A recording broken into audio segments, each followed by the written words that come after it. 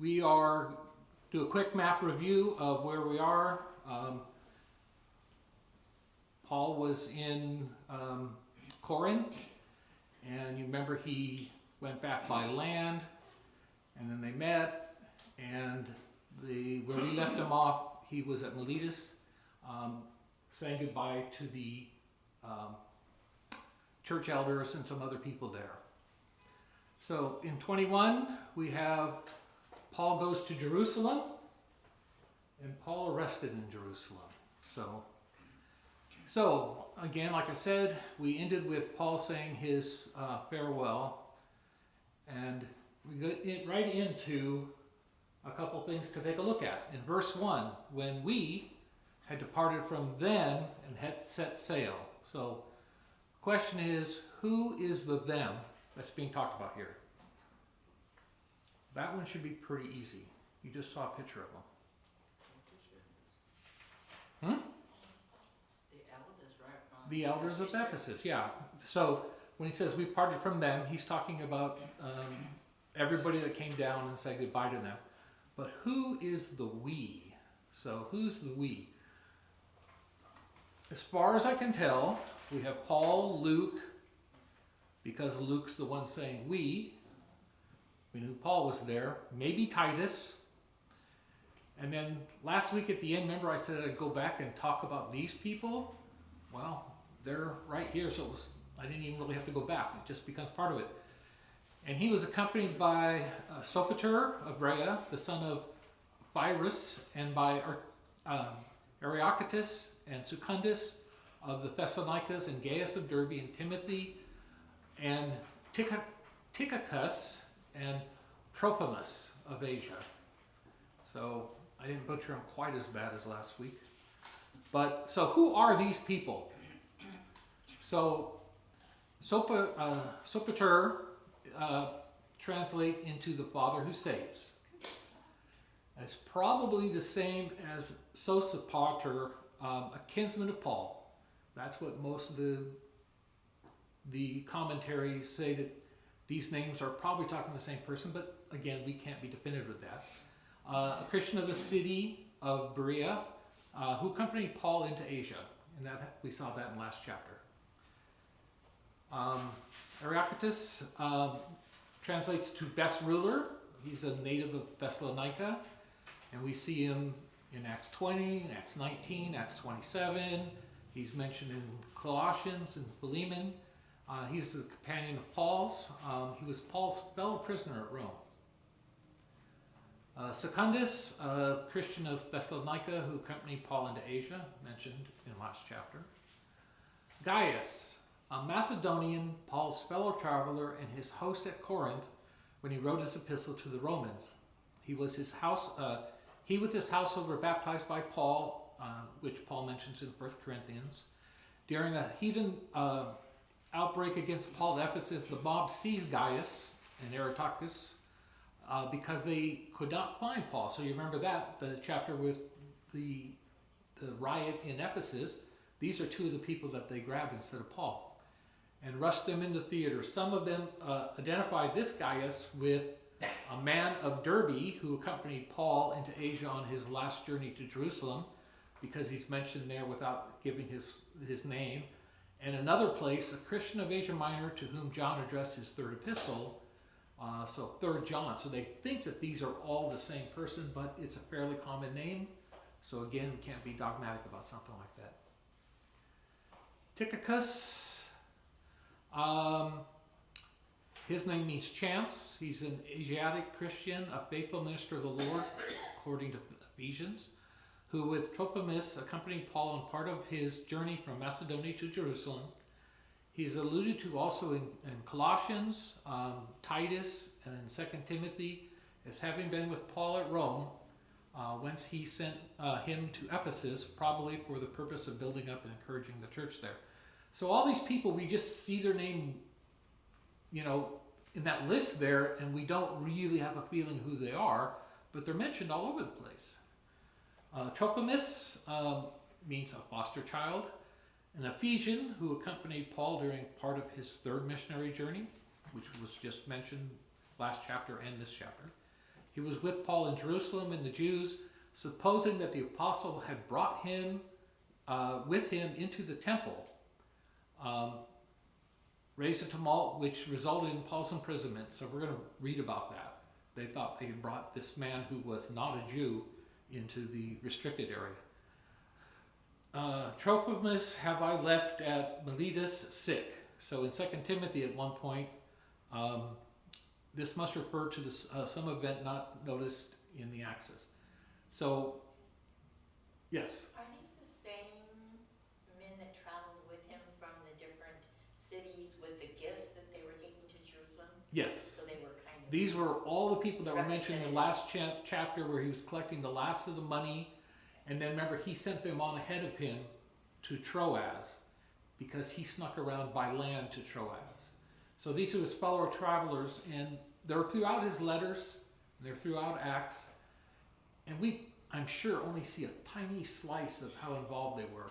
Like I said, we picture Paul with only the one or two people that get mentioned in some of the letters or in Acts, but I'm sure he had a group of people that went with him, especially on the way back from Corinth with a large amount of money to give to the church at Jerusalem. They're not taking a chance that he gets robbed by himself or something. There's probably a group of people there. So, matter of fact, I imagine that group that went ahead probably was carrying the money, not him as he went by land. So, those were the people that were mentioned. I hope that gives you a little more insight to some of his travelers. When we had parted from them and had set sail, so now we have our third thing that I want to take a look at, and that was, how did they travel back then? We keep hearing from them getting from place to place, but how did they travel? Well, the obvious one is by foot. So they walked a lot of places, a lot of walking. They could have also gone by horse, but we don't have much mention of that at all. Donkey. Or donkey, four-legged animal. We don't have much mention of that in Acts or anything, so I don't know that they did. But we do have them sailing around quite a bit by boat. So I wanted to take a little bit of look at different kind of boats at that time. This is one of the oldest paintings of a boat from that era.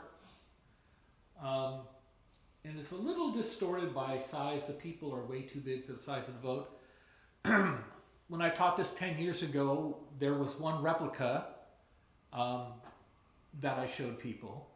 Well, in 2016, they found another wreck off of Caesarea that they then built a replica of this wreck, and they took it on some trips around the Mediterranean.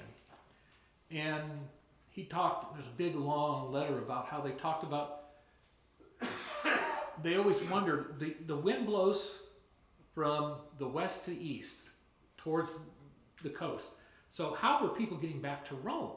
Because it's almost a continuous one-directional wind over the Mediterranean. And so they collected a lot of data, and when I say a lot, millions of data points. A historian worked with them, and they went back through data points as far back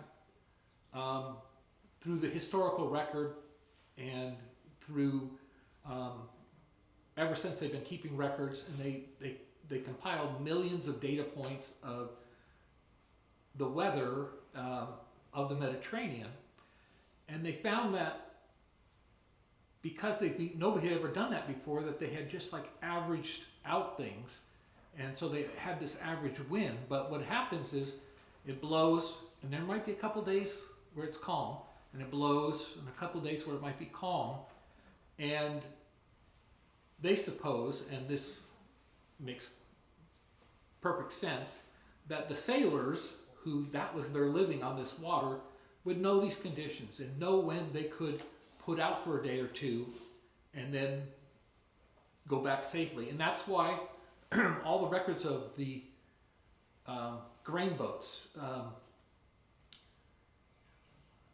in the Egypt area, when Rome took over the area, Egypt became the breadbasket of Rome. They shipped 1.2 million metric tons of grain from Egypt to Rome every year. And the records show them hugging the coast and going back, and that's because they could only sail for a couple of days and sail for a couple of days and stuff like that. So, so here's the boat that they just recently dug up and built this replica. And you can see it's not huge, can't hold a lot of people. So this is more likely the kind that we see going up and down the coast. Like in what we are watching, and we'll see now, they were hugging the coast, and then they're going to take a different ship across the Mediterranean, and then they hug the coast up by Jerusalem. So this is more likely the boat, like they're hugging the coast. This is the replica, the bigger replica and these are the only two they've ever found and they can build.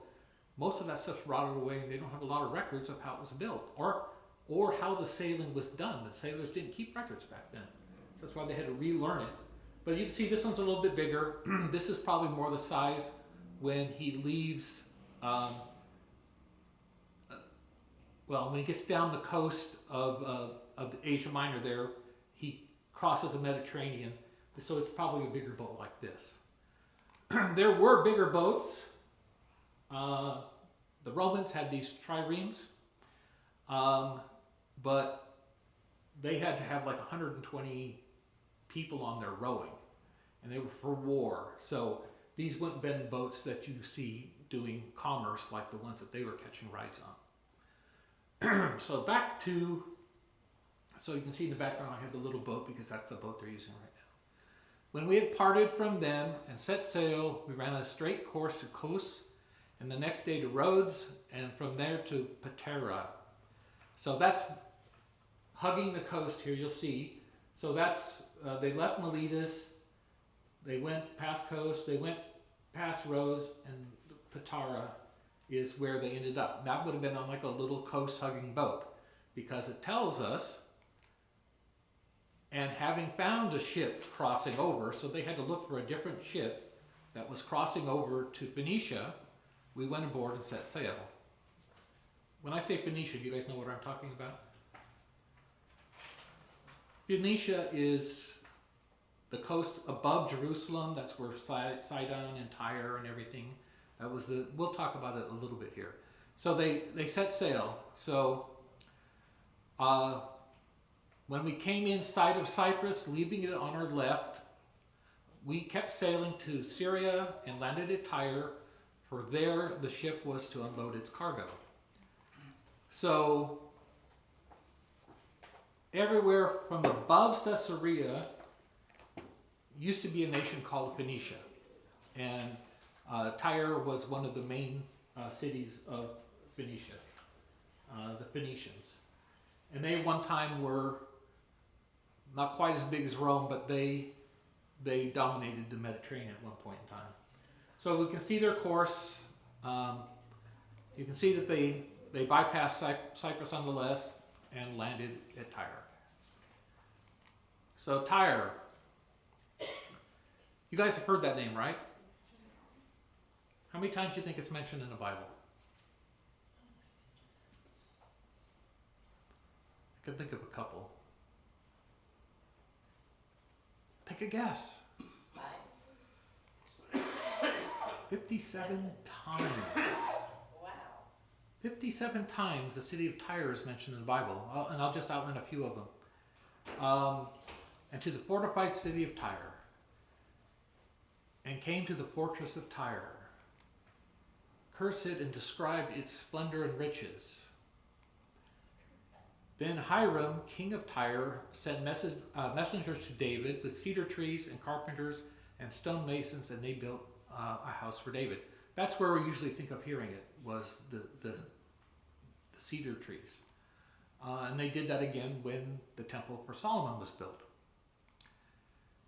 In Ezekiel 26:7 it says, "For thus saith the Lord God, Behold, I will bring upon Tyre from the north Nebuchadnezzar, king of Babylon, king of kings, whose horses, chariots, cavalry, with horses, chariots, cavalry, and a great army."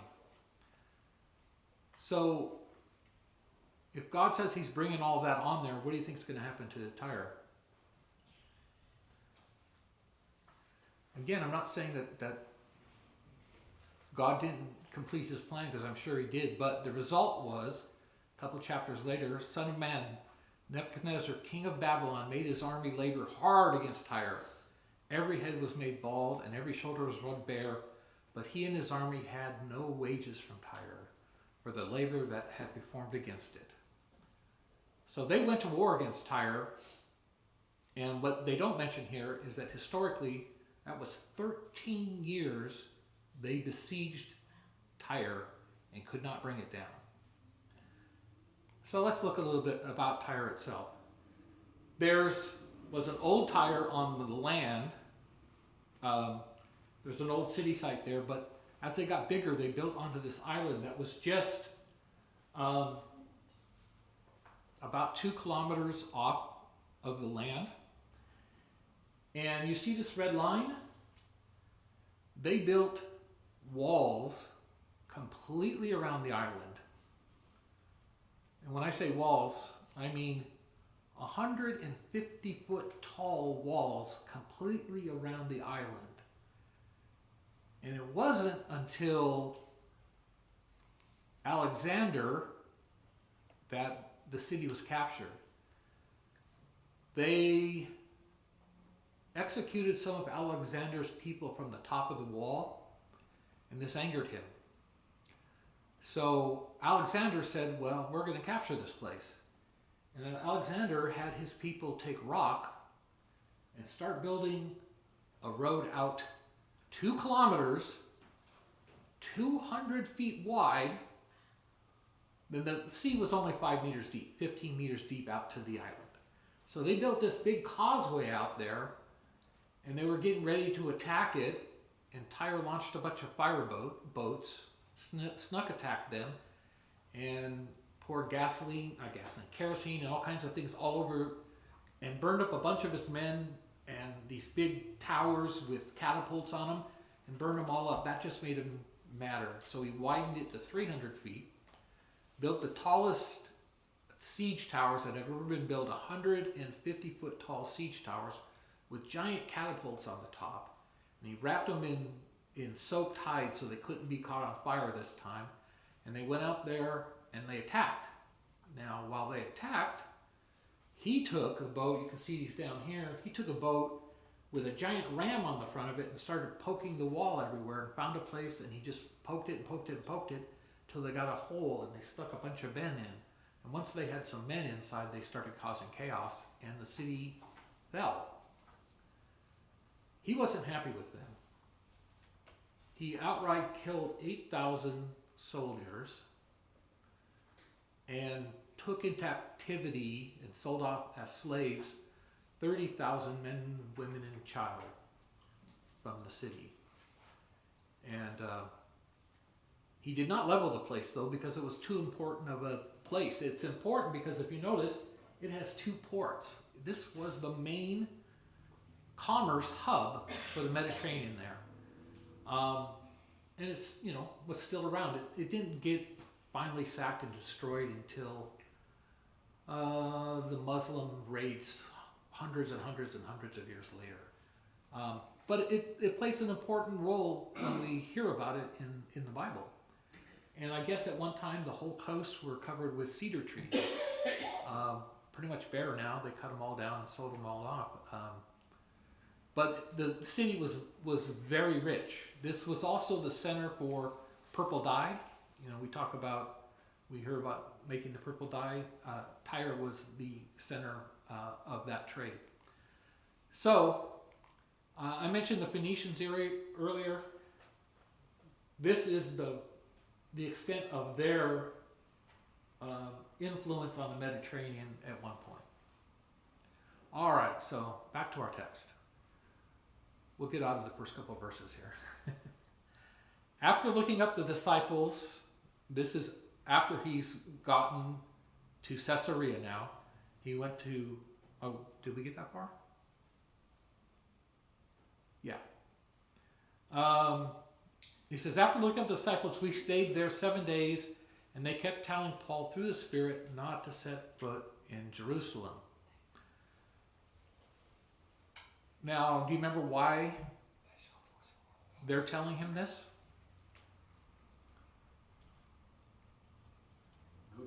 religions. They, well, it says in the Spirit. So I find this interesting problem in that Paul was talking to the Ephesians about how he knew he was going to Jerusalem and he was going to be in chains and much suffering. And everywhere along the way, people are telling him, don't do it. Don't do it. Not to set foot in Jerusalem. And we'll see it some more and we'll talk to them, but I see a very interesting corollary to Jesus. His own apostles telling him, don't do that. Don't sacrifice yourself. Why are you going to die? But Paul knew that was the plan. Now these people are being formed by the Spirit. You think the Spirit was telling them, tell Paul no? Or was the Spirit maybe just telling them what was happening and they on their own were telling him, no, don't go?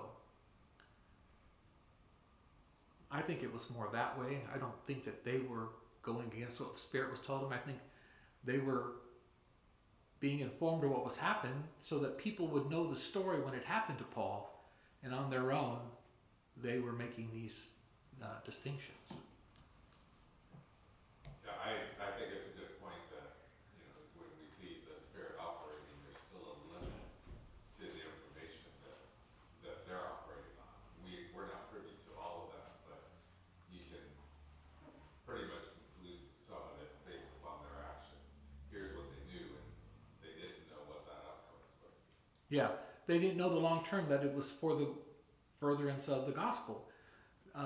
How often do we not look long term in our plans? We just say, the Spirit says Paul is going to go to Jerusalem and give his life for the Lord. And they say, don't do it, you're going to die if you go there. Well, yeah, but that's going to be to a benefit, So, we'll see it some more too. When our days there were ended, we left and started our own journey, while they all, with wives and children, escorted us until we were out of the city. After kneeling down on the beach and praying, we said farewell to one another. So that all happened at Tyre. That's where they were spent 7 days, and the people are saying goodbye to him. It says, then we went on board the ship, and they returned home again. When we had finished the voyage from Tyre, we arrived at Ptolemais, and after greeting the brethren, we stayed with them for a day. And the next day we left and came to Caesarea.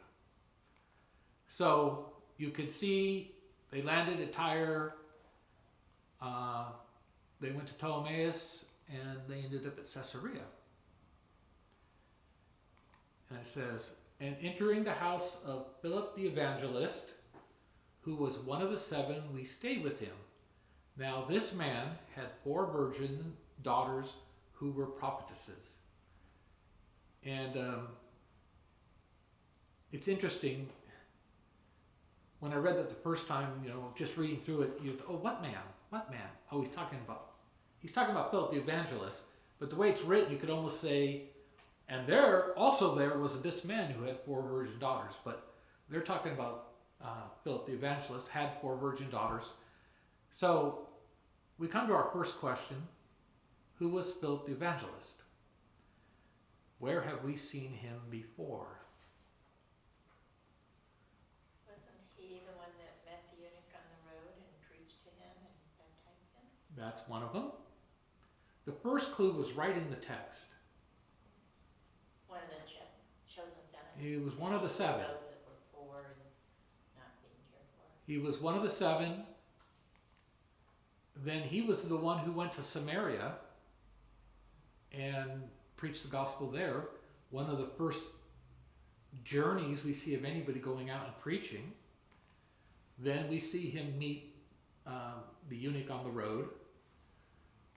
And then the last we hear of him, it's going back and staying at Caesarea, which is where he's at now when Paul gets there. But he now has 4 daughters. So yeah, he was selected, select 7 men of good reputation.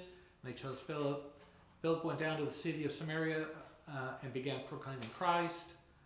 Philip as well as the eunuch, but Philip came to Caesarea. So yes, we know who he is. That doesn't mean Paul knew who he was, because Paul wasn't there when they chose him, but there's a good enough reputation, and he's raised 4 daughters that are full of the Holy Spirit if they're prophesying. So, as we were staying there for some days, a prophet named Agabus came down from Judea. And coming to us, he took Paul's belt and bound his own feet and hands and said, yes. Sure, ignoring me. I didn't see you. If you were sitting up closer, maybe I could see you. I just wanted to comment on the use of the term the evangelist there. Okay. Philip the evangelist.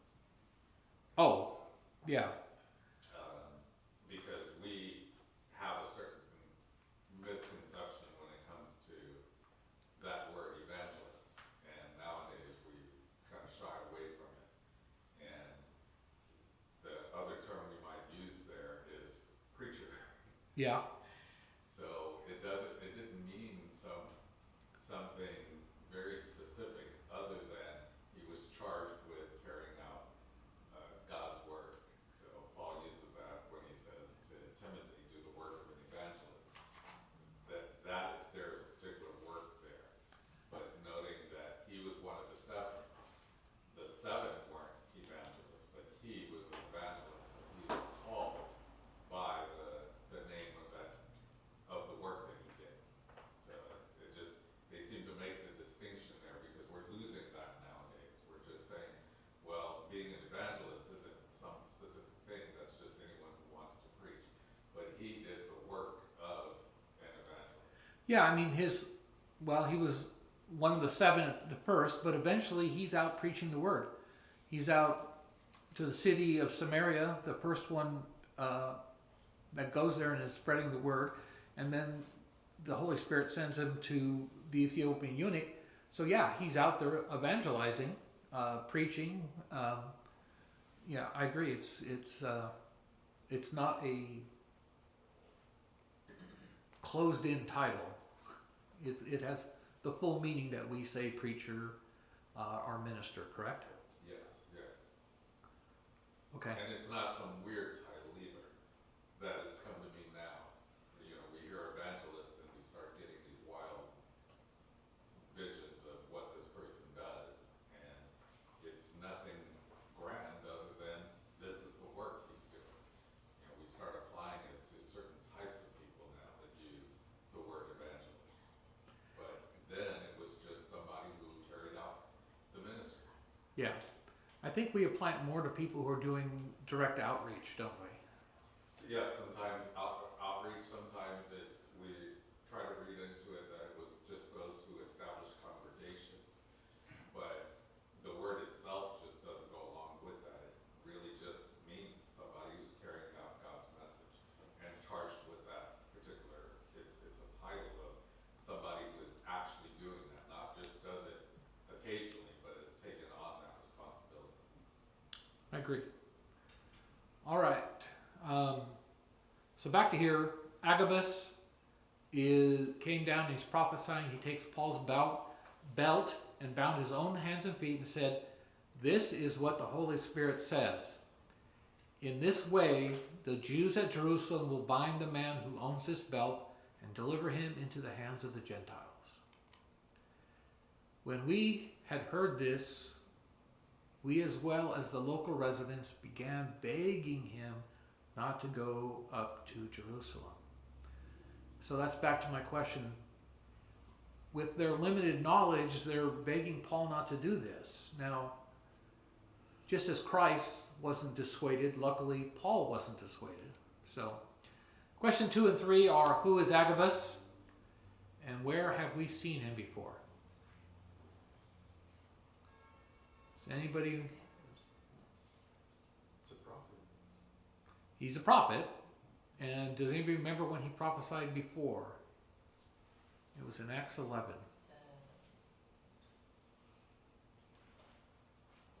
About the famine and In Acts 11 and 28, one of them, named Agabus, stood up and began to indicate by the Spirit that there would certainly be a great famine all over the world. So it's interesting, he's the one who started the cycle of knowing that there was going to be a need in Jerusalem. Paul goes out and collects all this money on this third journey and is bringing it back and meets him at this point. So it's gone like almost full circle from the beginning to the conclusion of bringing that in. What did he prophesy or needed that?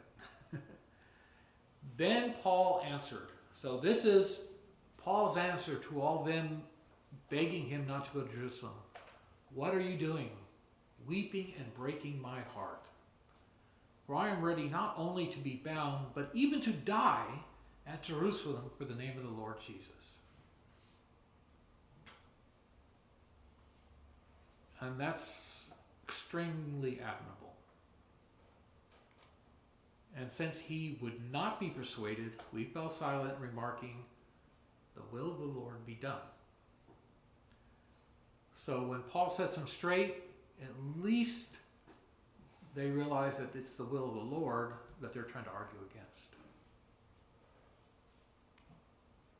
Yeah. Just a plug for this morning's lesson. This is an example of how those around you will try to agitate you when you're at peace. Paul was at peace with what he needed to do, but it was everybody else that would try to stir him up. And here's the proper response for us, is we need to be that calming force to those people that might otherwise agitate us. We need to not get agitated, but instead calm them. Commercials, okay. Callbacks, I'm not sure about. No, that was a great example. A great example. Why didn't you find it this morning and use it? Oh, should I have given a longer lesson this morning? I know you told me you had twice as much ready to go, didn't you? But that's what I'm hearing, so, okay. Message received. Go ahead. Sorry, everyone. That brings us to question number 4. How did Paul react to the brethren pleading with him not to go to Jerusalem? And I think Dion just answered that. He calmed them down. He was the calming force. And explained the will of God to them. And they said, God's will be done. After these days, we got ready and started on our way up to Jerusalem. Some of the disciples from Caesarea also came with us, taking us to Nanus of Cyprus, a disciple of long standing, with whom we were to lodge. So, that last little bit, they're heading into, I like this map better. They're heading in from Caesarea, and even though they're going south, remember, no matter what direction you go, when you go to Jerusalem, you're always going up. Not just because it's a high point, but it's the city of God. You always go up to the city of God. After we arrived in Jerusalem, the brethren received us gladly. And the following day, Paul went in with us to James, and all the elders were present. After he had greeted them, he began to relate one by one the things which God had done among the Gentiles through his ministry. So Paul's finally back in Jerusalem. It doesn't mention that he's delivering the money, but he gave them the money that they collected all over Asia and Macedonia. And he goes in and he starts telling them the good news of how many people, thousands of people that have obeyed the Lord outside of Jerusalem. And when they heard it, they began glorifying God, and they said to him, "You see, brother, how many thousands there are among the Jews of those who have believed, and they are all zealous for the law. And they have been told about you, that you are teaching all the Jews who are among the Gentiles to forsake Moses, telling them not to circumcise their children, nor to walk according to the customs. What then is to be done? They will certainly hear that you have come."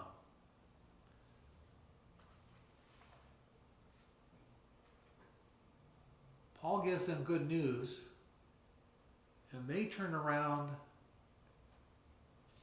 and tell him it's trouble. And we're not going to have time to get into it tonight, but we're going to have a long discussion about this. Therefore, do this that we tell you. We have 4 men who are under a vow. Take them and purify yourself along with them, and pay their expenses so that they may shave their heads, and all will know that there is nothing to the things which they have been told about you, but that you yourself also walk orderly, keeping the law. Paul never ends fighting Judaizing presence in the church. Dion? Can we go back just before this and talk about their concerns and how he's troubling them? Because that really has a lot of implications for us as well. Because sometimes that's how we're viewed when we're trying to tell people exactly what they need to do to be saved. And there are those who profess Christianity, but they're very loose with it. And we're saying, look, no, the Bible teaches this. And you get it in all sorts of forms. Oh, you're too legalistic, you're too this, you're too that. But there is that pushback. You're causing a problem now. They're already zealous, they're already on fire, and you're causing a problem. And all Paul is doing is teaching them correctly. So we can't expect any less when we're out there trying to correctly teach people, trying to make sure that people truly understand what God would have us to do. So the order that we strive to preach and teach people, to others, it's disruption. Yeah. And we're going to go over all these verses again when we get into this.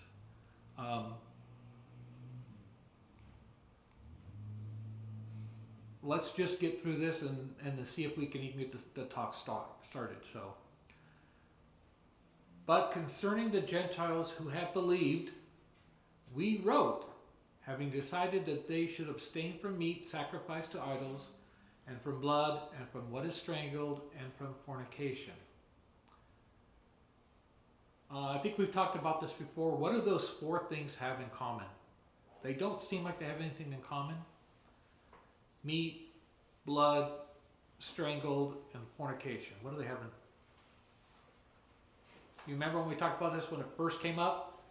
These were all things they did that were part of idol worship. They sacrificed meat. They used blood in the sacrifice. They strangled the animals as part of the sacrifice. And they were part of their rituals that included fornication. So what they're really telling them to do is stay away from idolatry. Now, of course, Paul and everybody else is going to teach them what a more godly life is. But these 4 were specifically mentioned because they were forms of idolatry. Then Paul took the men, and the next day purified himself along with them, went into the temple, giving notice of the completion of the days of purification, until the sacrifice was offered for each one of them. And this is explain what is happening here. So I'm going to go into detail. I've got Old Testament references that explains each one of the steps of this sanctification, this Nazarene vow. And we'll talk about it because there is a lot there that goes against Paul's previous teachings. And there are a lot of commentaries who think Paul was wrong here. Others say he wasn't. So we'll look into that some more. We're going to skip this part right here. When the 7 days were almost over, the Jews from Asia, upon seeing him in the temple, began to stir up all the crowd and lay hands on him. So Paul goes through all these rituals, which we'll talk about next week, in 2 weeks, and goes through it all, and yet just like we saw before, the Jews that tried to catch him last time, and the Jews that gave trouble to Stephen, it's the Jews that are from Asia and around the Mediterranean, Alexandria last time, Cyprus, and maybe the reason is because that's where Paul's preaching, and they've outraged him, and they tried to chase him from place to place, and they find him here at Jerusalem while they're there, and they stir up the crowd, crying out, "Men of Israel, come to our aid. This is the man who preaches to all men everywhere against our people and the law and this place. And besides, he has even brought Greeks into the temple and has defiled this holy place." Because they saw him, for they had previously seen Trophimus the Ephesian in the city with him, and they supposed that Paul had brought him into the temple. So what's the big deal about bringing him into the temple? Well, as we've talked about before, there was this plaque all the way around the temple on the fence that says, "No foreigners go beyond the balustrade and the plaza of the temple zone. Whoever is caught doing so will have himself to blame for his death, which will follow." So it's a death penalty, and this is one that the Romans let them enforce. So if you see around this temple here, there's a little wall down at the bottom down there. If you went into that area, Gentiles were allowed in the Gentile court, which is the outside. But if you went into the temple proper, it was a death sentence. Then all the city was provoked, and the people rushed together, and taking hold of Paul, they dragged him out of the temple, and immediately the doors were shut. What doors were shut? The doors on the temple. So they locked the temple down. While they were seeking to kill him, a report came up to the commander of the Roman cohort that all Jerusalem was in confusion. So if you look at this old, the model there in Jerusalem, you see that the Roman citadel there is actually part of the temple. So they can come right out of the citadel and right into the temple area. So the Jews were unable to use the temple as like a castle or a fortress because the Romans were part of it. At once, he took along some soldiers and centurions and ran down to them. And when they saw the commander and the soldiers, they stopped beating Paul.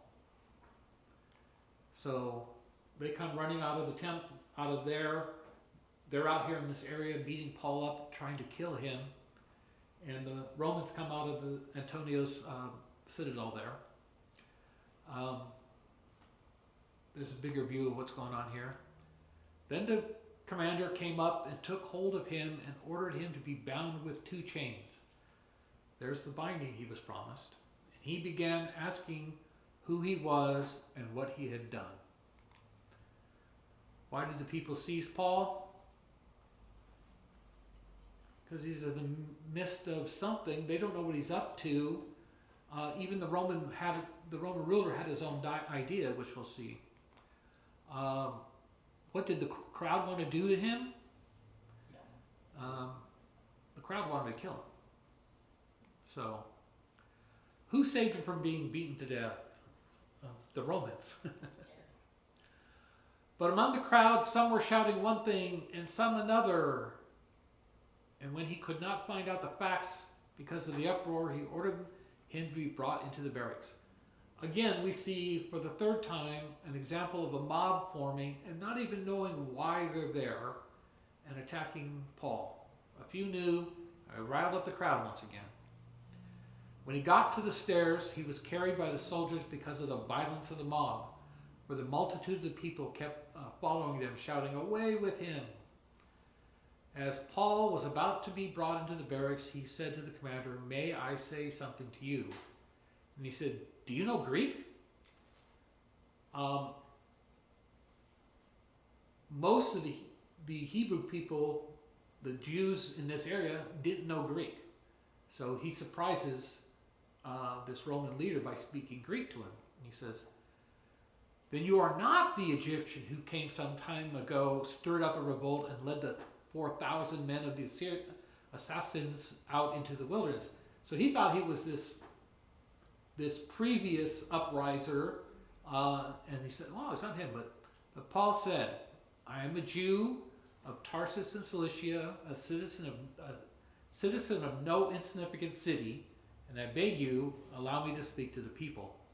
So here's a place where Paul asserts his citizenship.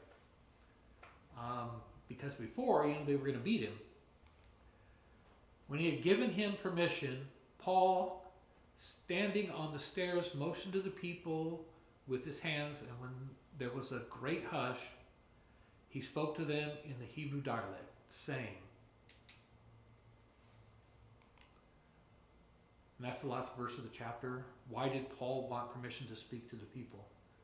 Why do you suppose that he wanted to talk to them? Well, he had been praying and very, very diligently to reach his own people. Yeah, my guess is just that. He's still trying to reach his own people. Still trying to convert the Jews to Christianity. So we're going to end there because the rest of it is going to go back and we're going to look at those verses I skipped talking about in the chapter, and then we'll go into some depth in there, and that'll be in 2 weeks. So if you want, you can start in chapter 22. If we get done fast enough, I'll start 22. But we'll see. So that's it for there. Eddie's going to come up and lead us in a couple songs. Hit the auto button. Hit the auto button. Auto? Yeah, the one swaps us.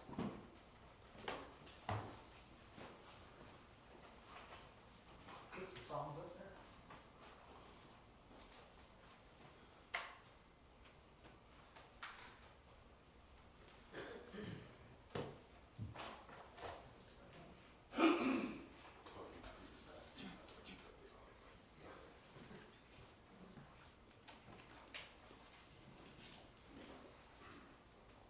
This is a song of encouragement. There's a great day coming. Taken from page 283. Is there any among us who has need for baptism or prayer of the congregation? Please do so while we sing this song. There's a great day coming, a great day coming, there's a great day coming by and by, when the saints and the sinners shall be parted right and left. Are you ready for the day to come? Are you ready? Are you ready? Are you ready for the judgment day? Are you ready? Are you ready for the judgment day? There's a bright day coming, a bright day coming, there's a bright day coming by and by. But its brightness shall only come to them that love the Lord. Are you ready for the day to come? Are you ready? Are you ready? Are you ready for the judgment day? Are you ready? Are you ready for the judgment day? There's a sad day coming, a sad day coming, there's a sad day coming by and by, when the sinner shall hear his doom depart. I know ye not. Are you ready for the day to come? Are you ready? Are you ready? Are you ready for the judgment day? Are you ready? Are you ready for the judgment day?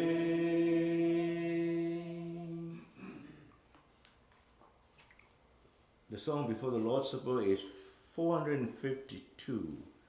He Keeps Me Singing. This song written by Luther Bridges in 1910, according to the article. And he wrote this song 1 year after he lost his wife and 3 children in the fire.